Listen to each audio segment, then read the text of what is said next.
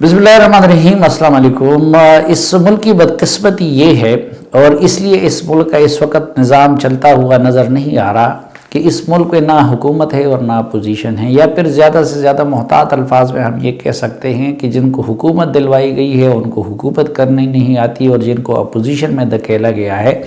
उनको अपोजिशन करनी नहीं आती। आज सेनेट में जो कुछ हुआ वो उसकी एक ज़िंदा मिसाल है। पिछले एक महीने से हम सुन रहे हैं पीपल्स पार्टी के रहनुमाओं की ज़ुबानी और मुस्लिम लीग नून के रहनुमाओं की ज़ुबानी और अपोजिशन की दीगर जमातों के रहनुमाओं की ज़ुबानी कि ये बिल अगर मंजूर हो गया और स्टेट बैंक के कानून के में तरमीम की गई तो उसके नतीजे में पाकिस्तान की माली खुद मुख्तारी भी IMF के हाथ में चली जाएगी और पाकिस्तान के स्टेट बैंक का कंट्रोल भी वो IMF के हाथ में चला जाएगा। वो तकरीरें थी, आज भी बल्कि बहुत बड़ी एक लंबी चौड़ी ड्रामेबाजी की गई सेनेट के अंदर। शीर रहमान साहब ने और फारूक नायक साहब ने, और बड़ी बज़ाहिर वो मुखालफत कर रहे थे, लेकिन ये सब कुछ ड्रामेबाजी है। इस वक्त पीपल्स पार्टी को ये निज़ाम उतना ही अजीज़ है जितना कि PTI को है, और आज भी उस डील के तहत, एक तो हम सब कुछ जानते हैं कि इसी डील के तहत अपोजिशन लीडर वो पीपल्स पार्टी को दिलवाया गया, यूसुफ रज़ा गिलानी साहब को, और फिर ज़ाहिरी बात है कि उस डील का तसलसल जारी है तो मुख्तलिफ़ शक्लों में बज़ाहिर एक दूसरे के ख़िलाफ़ बयानात देते रहते हैं, लेकिन पीपल्स पार्टी जहाँ पर भी नाज़ुक मौका आता है तो वो हुकूमत को रिस्क्यू करती है। अब अगर सेनेट की हम कंपोजिशन देखें तो सेनेट में अपोजिशन के मेंबरान की तादाद 51 है। वैसे तो एक दिलावर खान साहब जो मुस्लिम लीग नून के सेनेटर थे, उन्होंने अपना एक ग्रुप बनाया है 6 मेंबरान का, तो अगर वो भी साथ में लाया जाए तो फिर तो ये 57 बनता है। लेकिन अगर उनको निकाल लें तो हुकूमती मेंबरान की तादाद 42 है। अब अगर दिलावर खान साहब के ग्रुप को भी साथ में लाया जाए तो हुकूमती मेंबरान की तादाद वो बन जाती है 48, और फिर भी 3 मेंबरान वो अपोजिशन के ज़्यादा बनते हैं, और इसीलिए गाहे बगाहे ये लोग अदम एतमाद लाने की धमकियां भी देते हैं। लेकिन आज हमने देखा कि हुकूमत ने अपनी मर्ज़ी से वो बिल मंजूर करवा दिया। अब एक तो इतने अहम दिन पे जो सेनेट में अपोजिशन के लीडर हैं सैयद यूसुफ रज़ा गिलानी साहब, वो ख़ुद तशरीफ़ नहीं लाए थे। दूसरी तरफ मुस्लिम लीग नून के मुशाहिद हुसैन सईद साहब नहीं थे, वो कह रहे हैं कि उनको कोविड है। लेकिन दूसरी तरफ हमने देखा कि हुकूमती एक सेनेटर है डॉक्टर ज़रका, वो ऑक्सीजन के सिलेंडर को साथ लाते हुए वो आई थी सेनेट में। तीसरी तरफ तला महमूद साहब जो JUI से उनका ताल्लुक़ है, वो भी आज गायब थे। इसी तरह उमर फारूक कासी जो कि ANP के सेनेटर हैं, वो मौजूद भी थे, लेकिन वोटिंग के वक्त वो गायब हो गए। तो अगर एक वोट भी कासी साहब का इस्तेमाल हो जाता तो उस सूरत में फिर हुकूमत को कामयाबी नहीं मिल सकती थी। अपोजिशन एक तो ये उज़र पेश कर रही कि जी एक रात पहले एजेंडा तकसीम किया गया था और उनको पता नहीं था, और यूसुफ रज़ा गिलानी साहब कह रहे हैं कि वो हिना रब्बानी कर साहबा के वालिद के कुल में की वजह से मुजफ्फरगढ़ में थे, इसलिए नहीं आ सके। लेकिन सवाल ये कि क्या इन लोगों को इस हुकूमत का तरीक़ा वारदात मालूम नहीं है? क्या उनको पता नहीं था कि ये सब कुछ एजेंडे में है और किसी भी वक्त हुकूमत इस तरह की हरकत कर सकती है? इसमें कोई शक नहीं कि एक बुनियादी किरदार इसमें चेयरमैन सेनेट सादिक संजरानी का भी है, और सादिक संजरानी साहब से मैं अर्ज़ करता रहता हूँ कि वो शहद के दलदल हैं, और जो भी उनके करीब आ जाता है तो वो इतने मीठे होते हैं, इतना गम शादी में तकड़ा है, इतने मेहमान नवाजी में तकड़ा है, और इतने अपोजिशन के मेंबरान की खिदमत करते हैं कि उस दलदल में वो धंस जाते हैं। वो इसीलिए हम देखते हैं कि वो अपोजिशन के मेंबरान जितने भी हैं वो हम वक्त उनके दफ्तर में बैठे नज़र आते हैं, और यकीनन आज जो कुछ हुआ है, अगर दिलावर खान ग्रुप की तश्कील है या बाकी इस तरह के, तो बहुत सारी चीज़ों में चेयरमैन सेनेट का اپنا بھی بڑا ہاتھ ہے. لیکن اگر پیپلز پارٹی اور اپوزیشن حقیقی اپوزیشن کا رول پلے کرنا چاہے تو میرے خیال میں وہ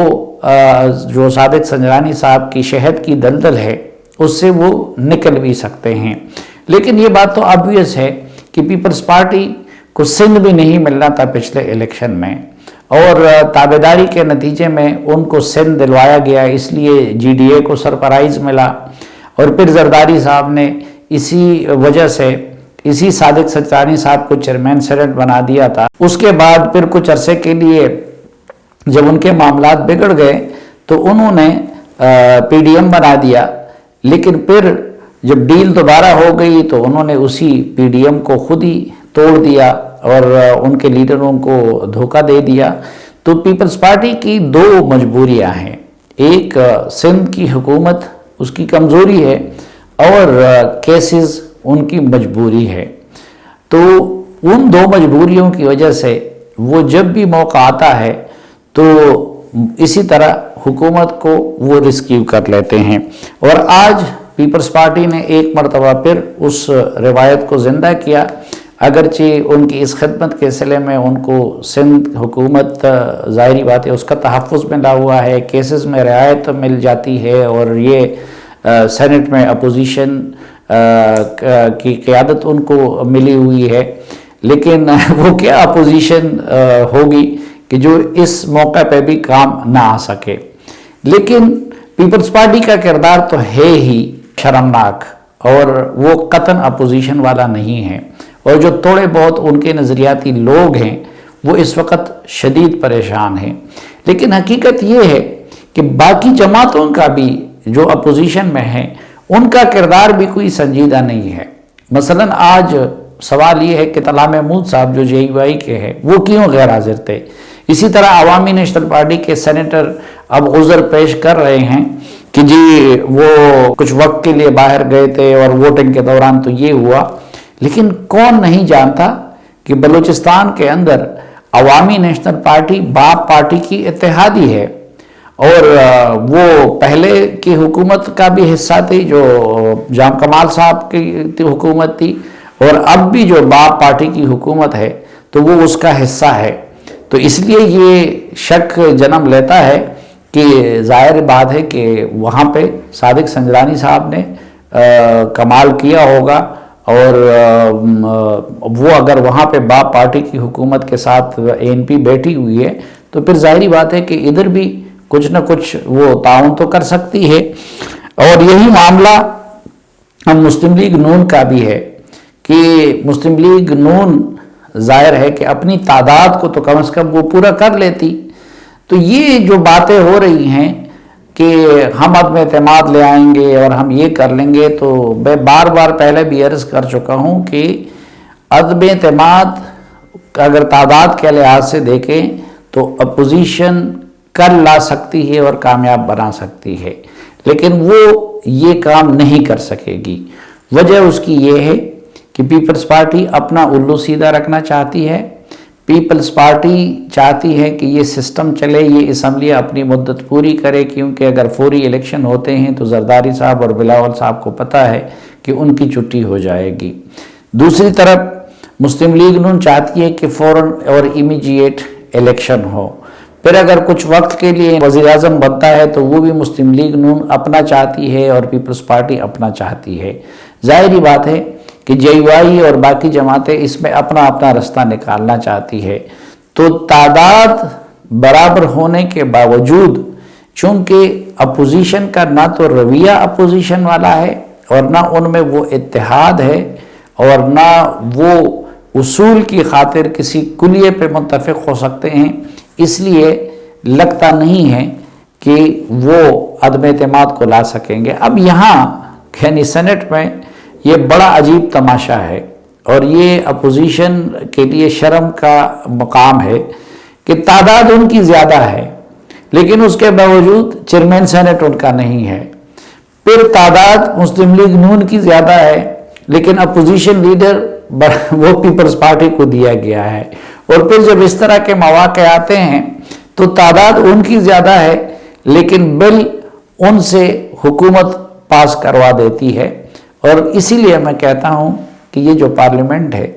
نہ صرف یہ جعلی ہے بلکہ اس پارلیمنٹ کی کوئی وقت ہی نہیں رہی، اور اس عرصے میں جتنی پارلیمنٹ ڈسکریڈٹ ہوئی پہلے کبھی نہیں ہوئی تھی، بلکہ اس دوران جتنی سیاست ڈسکریڈٹ ہوئی پہلے کبھی نہیں ہوئی تھی۔ ماضی میں اپوزیشن کی سیاست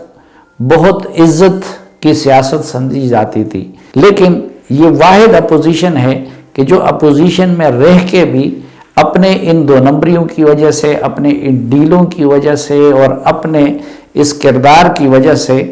وہ عوام کی نظروں میں اپنی عزت بحال نہیں کر سکی۔